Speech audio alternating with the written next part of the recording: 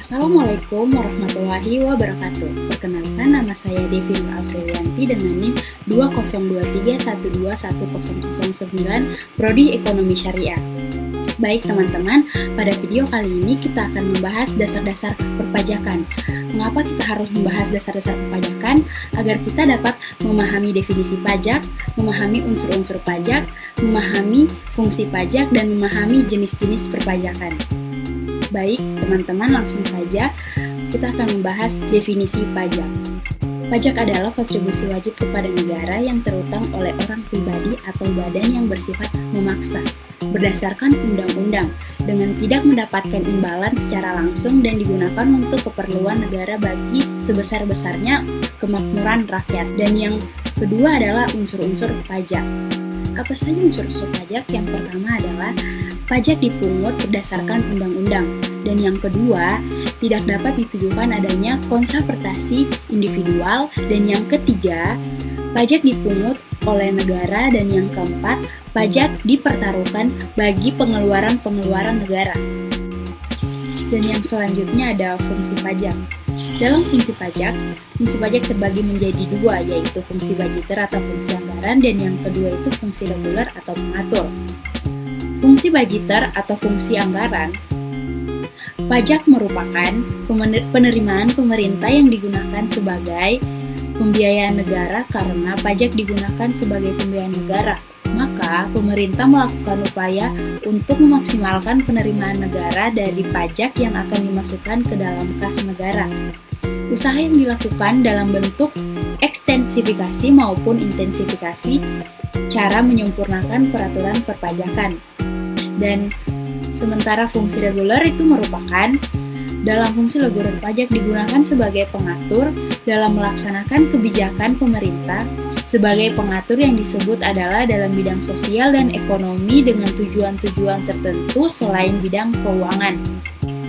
Nah teman-teman, selain fungsi pajak juga memiliki jenis-jenis. Dan jenis-jenis pajak ini dikelompokkan menjadi 3 bagian, yaitu menurut golongannya, menurut sifat, dan menurut lembaga pemungutnya.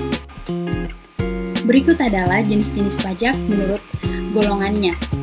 Menurut golongan, pajak dibagi menjadi 2, yaitu pajak secara langsung dan pajak tidak langsung. Pajak secara langsung yaitu pajak yang pembayarannya tidak dapat dilimpahkan kepada pihak lain. Artinya, pajak tersebut ditanggung sendiri oleh wajib pajak yang bersangkutan. Contoh pajak langsung yaitu PPh, pajak penghasilan. Sementara itu, pajak tidak langsung yaitu pajak yang secara tidak langsung dibebankan kepada pelaku pajaknya. Pajak ini dibebankan kepada pihak ketiga. Pajak ini muncul ketika terjadi suatu peristiwa, kegiatan yang menyebabkan pajak terutang, seperti terjadinya penyerahan barang atau jasa. Contoh pajak tidak langsung adalah PPN, pajak pertambahan nilai. PPN terjadi karena adanya pertambahan nilai pada suatu barang atau jasa yang terjual. PPN ini dibayarkan oleh produsen kepada kas negara, tetapi dibebankan oleh konsumen. Ketika menggunakan barang atau jasa yang dimasukkan ke dalam harga jual barang atau jasa tersebut.